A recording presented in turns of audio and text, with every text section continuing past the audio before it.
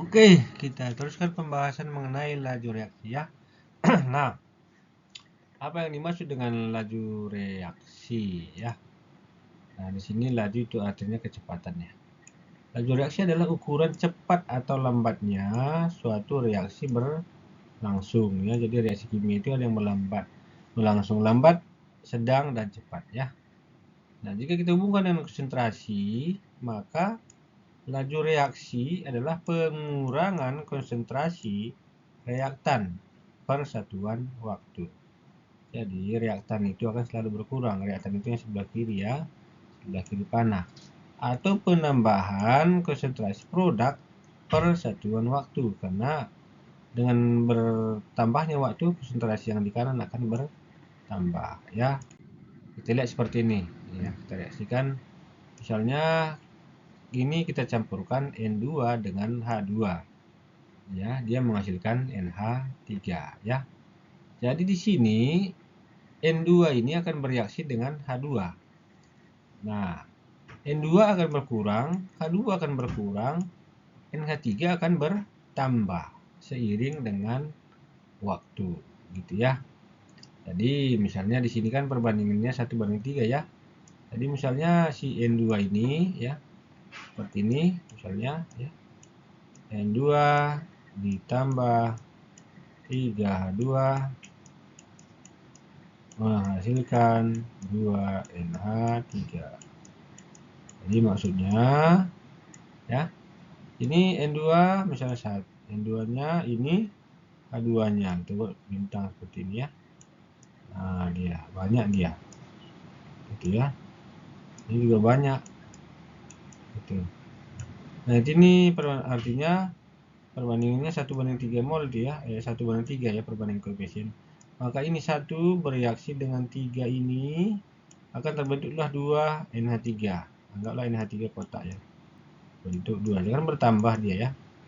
Nah, pada menit kedua yang ini lagi yang bereaksi dengan 3 biji yang ini. Bertambah lagi ini.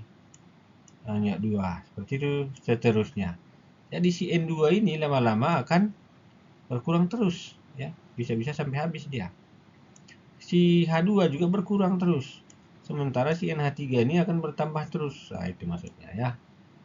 Jadi, kalau kita definisikan ya, maka laju reaksi itu dapat didefinisikan pengurangan konsentrasi N2 per satuan waktu ya. Kenapa seperti itu? Karena ini tadi memang ini berkurang terus. Ini berkurang terus, ini bertambah terus. Nah, cuman perbandingannya kalau ini 1, ini 3 akan dibentuk ini 2 gitu ya. Nah, bagaimana dengan H2? H2 juga akan berkurang terus karena dia ini bereaksi dengan si N2 ini ya. Nah, bagaimana dengan NH3? NH3 ini akan bertambah terus, maka lajunya itu bisa dibuat sebagai penambahan konsentrasi NH3 per satuan waktu ya. Maksudnya menit pertama terbentuk 2, menit kedua terbentuk lagi 2 jadi 4 gitu kan. Menit ketiga terbentuk lagi 2, misalnya seperti itu ilustrasinya ya. Oke, kita lanjutkan. Nah, kalau digambarkan dalam bentuk diagram, hubungan laju reaksi dengan masing-masing zat tersebut adalah dapat digambarkan seperti ini ya. H2 tadi dia ini berkurang terus ya. N2 juga berkurang terus. Jadi di sini kan misalnya dia katakanlah di sini 10. Nah, ini kita tarik garis gini kan. Nah, pada menit kedua ini waktu ya ini. Ini waktu. Inilah waktunya. Seperti inilah ilustrasi ini ya. Nah, katakanlah menit pertama dia udah di sini kan. Nah, kalau ini 10 ini bisa 9. Nah, seperti itu. Waktu menit kedua udah di sini dia gitu. Jadi 6 misalnya nih. Menit ketiga dia udah berkurang lagi. Menit keempat dia berkurang lagi. Nah, itu dia. Jadi seperti ini gambarannya. Gambarannya seperti ini ya, lama-lama habis dia. Si N2 juga seperti itu ya, N2. Awalnya katakanlah misalnya ini 10. Kalau kita tarik garis kan di sini ini dia nih. Ya, gini. Ya. Ini. Ini tarik garis ke bawah. Ini kan waktunya nih makin lama makin tambah ya. Nah, ini katakanlah menit pertama, ini menit kedua, ini menit ketiga. Kan awalnya menit pertama dia di sini, katakanlah 9. Menit kedua dia di sini. Nah, turun lagi kan. dan seterusnya dan seterusnya. Nah, sementara NH3 ini kan tadi produk dalam reaksi tadi ya, NH3 ya. Jadi NH3 ini kan awalnya nggak ada, nol dia nih, karena belum bereaksi antara N2 dan H2 ya. Sini dia, mulanya gerak dari sini. Nah, setelah 1 menit, nah kita tarik garis seperti ini misalnya. Nih 2 menit, 3 menit misalnya ya. Sampai dia nanti di sini udah datar, sampai nggak ada lagi, udah habis si N2 dan H2-nya yang bereaksi ya, maka di sini udah datar aja dia ke sana gitu. Nah, sudah habis si N2 dan H2-nya ya. Maka artinya di sini kan dia naik terus nih. Menit pertama dia awalnya dia 0. Menit pertama dia jadi 1, menit kedua dia jadi 3 misalnya, menit ketiga dia jadi 6, naik terus nih. Menit keempat, artinya dengan bertambahnya waktu dia meningkat kalau si produknya ini yang kanan. Kalau ini tadi dengan bertambahnya waktu dia berkurang, seperti ilustrasinya ya. Oke, apa saja yang mempengaruhi laju reaksi ya? Nah, ini yang pertama adalah konsentrasi reaksi ya. Jadi tergantung kepekatannya itu maksudnya ya. Jadi semakin tinggi kepekatannya atau semakin tinggi konsentrasinya, reaksi berlangsung semakin cepat ya. Misalnya ini kita campurkan magnesium ya, ini minyak besar sebenarnya. Magnesium dengan larutan HCl, kita lihat gambarannya. Ini HCl 0,2 molar, 0,5 molar, ini 0,8 molar, artinya 0,8 molar yang paling pekat ya. Kita masukkan magnesium ke sini. Ini juga kita masukkan, ini kita masukkan juga. Maka laju reaksi yang paling besar adalah di C. Kenapa? Karena di sini konsentrasi HCl-nya lebih tinggi ya, lebih pekat. Jadi si Mg ini akan lebih cepat larut di sini ya, lebih cepat bereaksi di sini daripada di sini dan daripada di sini gitu ya. Kalau ini kita bandingkan dengan ini, maka laju reaksi di Mg di HCl 0,5 itu lebih cepat dibandingkan dengan hasil 0,2 molar ya. Nah, kemudian suhu. Nah, kita suhu semakin tinggi suhu maka laju reaksi akan semakin cepat. Misalnya kita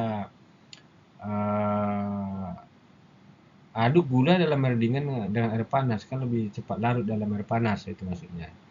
Nah, semakin tinggi suhunya dia lajunya itu semakin cepat atau semakin tinggi. Misalnya ada gula nih ya, ada air 30 derajat Celcius kita panaskan, ada lagi airnya 40 derajat Celcius, ada 25 derajat Celcius.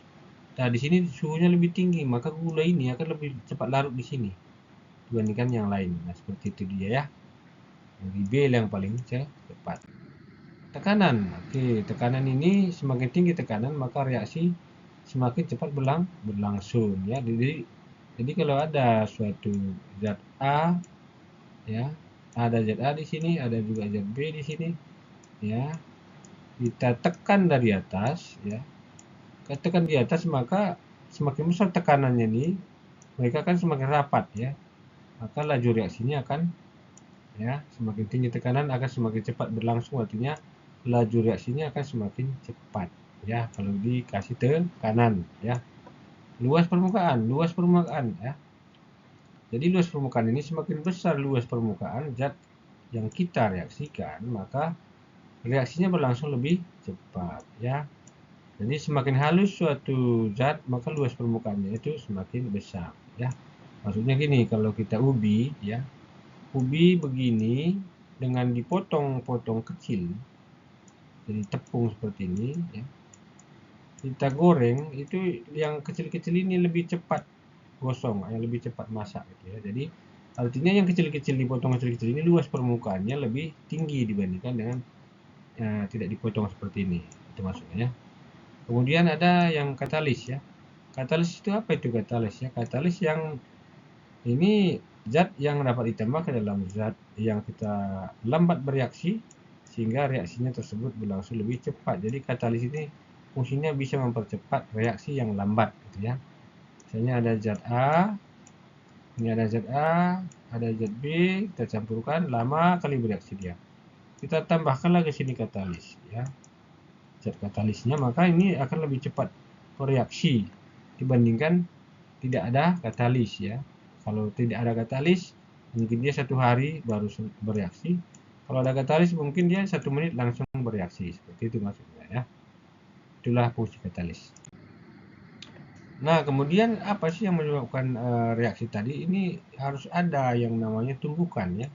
Apa yang bertumbukan? Bertumbukan itu adalah partikel zat yang kita campurkan, gitu ya. Nah, reaksi kimia hanya dapat terjadi jika terjadi tumbukan antar partikelnya. Jadi ini misalnya ada suatu zat ya, ada begini, ada lagi begini, zat A, zat B. Ini kalau nggak ada tumbukan antara zat A dan zat B, dia tidak akan bereaksi dia, gitu maksudnya ya. Jadi apa itu kan banyak partikel ya, zat A dan zat B. Nah, kalau partikel-partikelnya bertumbukan baru dia bereaksi, seperti itu maksudnya. Nah, semakin sering terjadi tumbukan maka semakin cepat reaksi berlangsung. Nah, jadi kalau banyak tumbukan lebih cepat lagi dia bereaksi. Tuk ya. Nah, mengapa laju reaksi semakin cepat jika konsentrasi semakin besar? Nah, semakin tinggi konsentrasi, misalnya 0,2 molar dengan 0,6 molar kan, konsentrasinya lebih tinggi 0,6. Semakin tinggi konsentrasi suatu zat, maka jumlah partikelnya semakin banyak. Nah, maka semakin sering terjadi tumbukan. Ya, kalau ada di sini, ya katakanlah ini 0,1 molar, ini katakanlah 2 molar. Nah, maka di sini jumlah partikelnya lebih banyak, ya, lebih banyak. Di sini lebih sedikit. Jadi yang jumlah partikelnya lebih banyak ini kan sering terjadi tumbukan nanti di situ ya. Semakin sering terjadi tumbukan, ya, maka laju reaksinya akan semakin cepat. Ya. Kita lanjutkan. Nah, mengapa semakin tinggi suhu reaksi berlangsung semakin cepat? Nah, ini jawabannya. Karena semakin tinggi suhu, ya, partikel-partikel bergerak semakin cepat. Ya, jadi ini katakanlah ada di sini yang ini 30 derajat Celcius, yang ini katakanlah 100 derajat Celcius. Nah, ya, jadi semakin tinggi suhunya ini apa namanya? Partikel-partikelnya bergerak semakin cepat, ya, sehingga semakin sering terjadi tumbukan antar partikel yang kita reaksikan, gitu ya. Jadi begitu dia konsepnya. Nah, luas permukaan bagaimana? Semakin luas permukaan reaksi, maka lebih cepat dia. Karena semakin banyak kemungkinan terjadi tumbukan. Nah, jadi kan ada tadi partikelnya begini, ada yang seperti tepung gini ya. Nah, ini kan luas permukaannya yang seperti tepung ini lebih besar tadi ya. Nah, kalau kita misalnya ubi ini kita goreng ke dalam minyak, ini kan tumbukannya ini semakin sering terjadi gitu antara minyak dengan si ubi yang kecil-kecil gini. Kalau yang ini kan tumbukannya dengan minyak misalnya kita goreng ini kan ya di sini-sini aja dia nggak banyak yang bertumbukan gitu ya. Yang ini langsung bisa bertumbukan minyaknya ke sini ditumbuhkan dengan ini gitu ya. Semakin sering terjadi tumbukan ya. Nah, maka mengapa semakin tinggi tekanan semakin cepat reaksi berlangsung? Sama saja ya. Semakin tinggi tekanan maka jarak antar partikel akan semakin dekat. Nah, kalau dia semakin dekat maka semakin mudah bertumbukan. Nah, seperti itu dia ya. Bagaimana katalis dapat mempercepat reaksi? Nah, katalis ini mempercepat reaksi dengan cara menurunkan energi aktivasi ya. Apa itu energi aktivasi? Energi aktivasi adalah energi minimal yang dibutuhkan untuk berlangsungnya suatu reaksi, gitu ya. Jadi katakanlah ini suatu zat, energi aktivasinya 5 kJ gitu ya. Jadi dia itu minimal udah mencapai 5 kJ dia baru bereaksi gitu ya. Nah, kalau ada katalis diturunkannya energi aktivasinya misalnya menjadi 2 kJ. Nah, maka kan turun dia. Kalau turun energi aktivasi maka laju reaksinya akan semakin cepat berlangsung seperti itu dia. Nah, ini dicoba nanti ya sebagai latihan. Ini juga. Nah, ini berikutnya kita bahas. Semoga mengerti. Terima kasih.